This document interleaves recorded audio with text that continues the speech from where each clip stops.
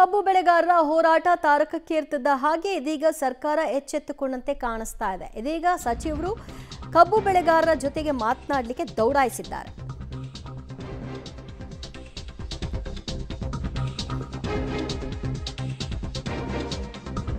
ಕಬ್ಬು ಬೆಳೆಗಾರರ ಹೋರಾಟಕ್ಕೆ ಸರ್ಕಾರ ಎಚ್ಚೆತ್ತುಕೊಂಡಿದೆ.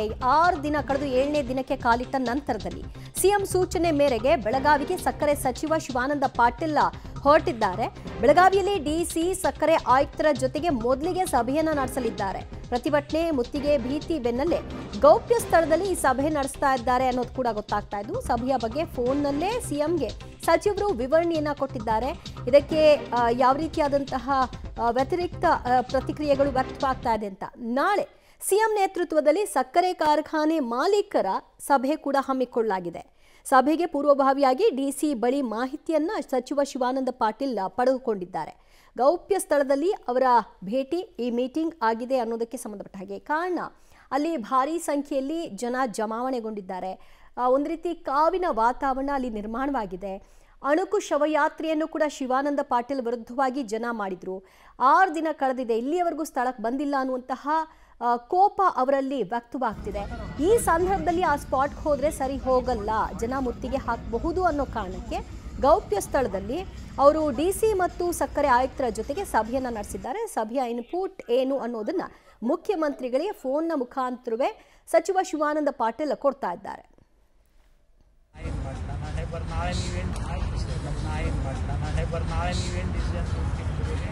ಬರೀ ಅವ್ರಿಗೆ ಹೇಳಿ ಬಂದ್ಬಿಡ್ತೀನಿ, ಬಿಟ್ಟರೆ ನಾನು ಹೋಗಿ ಇನ್ನೂ ಪ್ರಯತ್ನ ಮಾಡ್ತೀನಿ. ಇಲ್ಲದೇ ಇದ್ರೆ ಸರ್ಕಾರ ಅಲ್ಲಿ ನಾಳೆ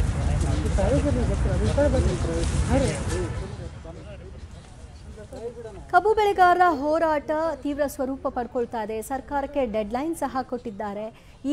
ಇವತ್ತು ಸಂಜೆ ಒಳಗಾಗಿ ಅಂತಿಮ ತೀರ್ಮಾನಕ್ಕೆ ಬರಬೇಕು ಅಂತ.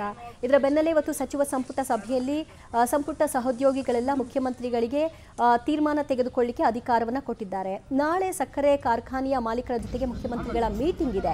ಇದರ ನಡುವಲ್ಲೇ ಸಕ್ಕರೆ ಸಚಿವ ಶಿವಾನಂದ ಪಾಟೀಲ್ ಬೆಳಗಾವಿಗೆ ಹೋಗಿದ್ದಾರೆ. ಅಲ್ಲಿ ಸಕ್ಕರೆ ಆಯುಕ್ತರು ಮತ್ತು ಡಿಸಿ ಜೊತೆಗೆ ಸದ್ಯದ ಬೆಳವಣಿಗೆ ಮತ್ತು ರೈತರ ಬೇಡಿಕೆ ಇತ್ಯಾದಿ ವಿಷಯವಾಗಿ ಚರ್ಚೆಯನ್ನು ನಡೆಸಿದ್ದು, ಯಾವ ರೀತಿ ಪರಿಹಾರವನ್ನು ಕಂಡುಕೊಳ್ಳಬಹುದು ಅನ್ನೋದರ ಬಗ್ಗೆಯೂ ಕೂಡ ಮಾಹಿತಿಯನ್ನು ಪಡೆದುಕೊಂಡಿದ್ದಾರೆ. ಇದರ ಎಲ್ಲ ಮಾಹಿತಿಯನ್ನು ಮುಖ್ಯಮಂತ್ರಿಗಳಿಗೆ ದೂರವಾಣಿ ಮುಖಾಂತರವೇ ಸಚಿವ ಶಿವಾನಂದ ಪಾಟೀಲ್ ಅವರು ರವಾನೆ ಮಾಡಿರೋದನ್ನು ಕೂಡ ಗಮನಿಸಬಹುದಾಗಿದೆ. ಸದ್ಯ ಇವರ ಮಾಹಿತಿಯನ್ನು ಆಧರಿಸಿ ನಾಳೆ ಕಾರ್ಖಾನೆ ಮಾಲೀಕರ ಜೊತೆಗಿನ ಸಭೆಯ ನಂತರದಲ್ಲಿ ಒಂದು ಒಮ್ಮತಕ್ಕೆ ಬರುವ ಸಾಧ್ಯತೆ ಇದೆ.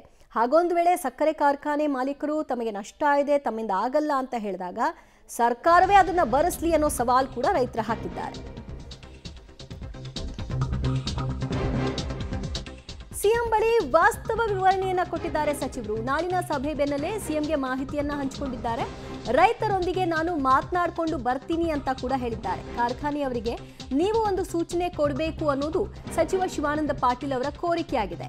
ಸಿಎಂ ಸಿದ್ದರಾಮಯ್ಯ ಅವರ ಬಳಿ ಸದ್ಯ ಇವತ್ತಿನ ಸಭೆಯಲ್ಲಿ ಡಿಸಿ ಮತ್ತು ಸಕ್ಕರೆ ಆಯುಕ್ತರು ಕೊಟ್ಟಂತಹ ವಿವರಣೆ ಏನು ಅನ್ನೋದರ ಸಂಪೂರ್ಣ ಮಾಹಿತಿಯನ್ನು ಹಂಚಿಕೊಂಡಿದ್ದಾರೆ. ಮತ್ತು ನೀವು ನಿರ್ಧಾರ ತೆಗೆದುಕೊಳ್ಳಿ, ಕಾರ್ಖಾನೆ ಮಾಲೀಕರ ಜೊತೆಗೆ ಮಾತನಾಡಿ, ವಾಸ್ತವ ಸ್ಥಿತಿಯನ್ನು ಅವರಿಗೆ ಅರಿವು ಮೂಡಿಸಿ ಅನ್ನುವಂತಹ ರಿಕ್ವೆಸ್ಟ್ ಅನ್ನು ಕೂಡ ಮಾಡಿಕೊಂಡಿದ್ದಾರೆ. ಯಾವುದೇ ಕಾರಣಕ್ಕೂ ನೀವು ಪ್ರತಿಭಟನಾ ಸ್ಥಳಕ್ಕೆ ಹೋಗಬೇಡಿ, ಸಕ್ಕರೆ ಸಚಿವರಿಗೆ ಸೂಚನೆ ಕೊಟ್ಟಿದ್ದಾರೆ ಮುಖ್ಯಮಂತ್ರಿ ಸಿದ್ದರಾಮಯ್ಯನವರು. ಸಚಿವ ಶಿವಾನಂದ ಪಾಟೀಲ್ ವಾಸ್ತವ ವಿವರವನ್ನ ಕೊಟ್ಟಿದ ನಂತರದಲ್ಲಿ ಅವ್ರಿಗೊಂದಷ್ಟು ಸೂಚನೆಗಳು ಸಲಹೆಗಳನ್ನ ಕೊಡಲಾಗಿದೆ. ನಾಳಿನ ಸಭೆ ಬೆನ್ನಲ್ಲೇ ಸಿಎಂಗೆ ಮಾಹಿತಿಯನ್ನ ಮುಟ್ಟಿಸುವ ಕೆಲಸವನ್ನ ಸಚಿವರು ಮಾಡಿದ್ದಾರೆ. ಸದ್ಯ ಸಚಿವರು ಸ್ಥಳಕ್ಕೆ ಬರ್ತಾ ಇಲ್ಲ, ನಮ್ಮ ಮನವಿಯನ್ನ ಆಲಿಸಿಲ್ಲ, ನಮ್ಮ ಪರವಾಗಿ ನಿಂತಿಲ್ಲ, ಎಲ್ಲೋ ನಿಂತ್ಕೊಂಡು ತಮಗೇನು ಬೇಕು ಅದನ್ನ ಮಾತ್ರ ನಿರ್ಧಾರ ಮಾಡ್ತಿದ್ದಾರೆ. ರಾಜ್ಯ ಸರ್ಕಾರಕ್ಕೇನಾದರೂ ದಿಢೀರ್ ಸಮಸ್ಯೆ ಬಂದಂತಹ ಸಂದರ್ಭದಲ್ಲಿ ಏಕಾಏಕಿ ಕೋರ್ಟ್ಗೆ ಹೋಗಲ್ವಾ, ಎಷ್ಟೊತ್ತಾದರೂ ಅಷ್ಟೊತ್ತಲ್ಲಿ ನಮ್ಮ ಮನವಿಯನ್ನು ಆಲಿಸ್ಲಿಕ್ಕೆ ಇವರಿಗೆ ಮನಸ್ಸಿಲ್ವಾ, ರೈತರ ಪರವಾಗಿ ಇವರಿಲ್ವಾ ಅನ್ನೋದು ರೈತರ ಪ್ರಶ್ನೆಗಳಾಗಿದೆ. ಎಲ್ಲ ಪ್ರಶ್ನೆಗಳಿಗೆ ಉತ್ತರ ಹುಡುಕುವಂತಹ ಕೆಲಸವನ್ನು ಸರ್ಕಾರ ಈಗಾಗಲೇ ಆರಂಭ ಮಾಡಿದೆ. ಉತ್ತರ ರೈತರಿಗೆ ಒಪ್ಪಿತವಾಗುತ್ತಾ ಅನ್ನೋದು ಇರುವಂತಹ ಪ್ರಶ್ನೆ. ಅದು ಇವತ್ತು ನಾಳೆಯೊಳಗಾಗಿಯೇ ಮುಕ್ತಾಯವಾಗುತ್ತಾ ಅಥವಾ ಇನ್ನೂ ಹಗ್ಗ ಜಗ್ಗಾಟ ಎಳೆದಾಟ ಮುಂದುವರಿಯುತ್ತಾ, ಕಾಂಪ್ರಮೈಸ್ಗೆ ಬರ್ತಾರಾ ರೈತರು, ಏನಾಗಬಹುದು ಅನ್ನುವಂತಹ ಸದ್ಯದ ಕುತೂಹಲ. ಇದರೆಲ್ಲದರ ನಡುವಲ್ಲೇ ಎಲ್ಲ ಪ್ರಯತ್ನಗಳನ್ನು ಸಚಿವರು ಸಿಎಂ ನಡೆಸ್ತಾ ಇರೋದನ್ನು ಕೂಡ ಗಮನಿಸಬಹುದಾಗಿದೆ. ಗೌಪ್ಯ ಸಭೆಯಲ್ಲಿ ಅವರು ಮಾತುಕತೆಯನ್ನು ನಡೆಸಿದ್ದಾರೆ ಸಕ್ಕರೆ ಆಯುಕ್ತರು ಮತ್ತು ಡಿಸಿಯ ಜೊತೆಗೆ ಅದರ ಮಾಹಿತಿಯನ್ನು ಹಂಚಿಕೊಂಡಂತಹ ವಿವರವೂ ಕೂಡ ಸಿಕ್ಕಿದೆ. ಮತ್ತಷ್ಟು ಮಾಹಿತಿ ಪಡೆಯೋಣ ನಮ್ಮ ಪ್ರತಿನಿಧಿ ದಿಲೀಪ್ ಕುರುಂದುವಾಡಿಯಿಂದ. ದಿಲೀಪ್, ಸಚಿವರು ಇವತ್ತು ಬೆಳಗಾವಿಗೆ ಬಂದರೂ ಕೂಡ ಪ್ರತಿಭಟನಾ ಸ್ಥಳಕ್ಕೆ ಹೋಗಿಲ್ಲ, ಬದಲಾಗಿ ಗೌಪ್ಯ ಸಭೆಯನ್ನು ನಡೆಸಿದ್ದಾರೆ. ಫೈನಲಿ ಸಭೆಯಲ್ಲಿ ಅವರಿಗೆ ಸಿಕ್ಕಿರ್ತಕ್ಕಂತಹ ಇನ್ಪುಟ್ಸ್ ಏನು? ಈಗ ಮುಖ್ಯಮಂತ್ರಿಗಳಿಗೆ ಈ ವಿಚಾರವನ್ನ ಹೇಗೆ ಅವರು ತಲುಪಿಸಿದ್ದಾರೆ?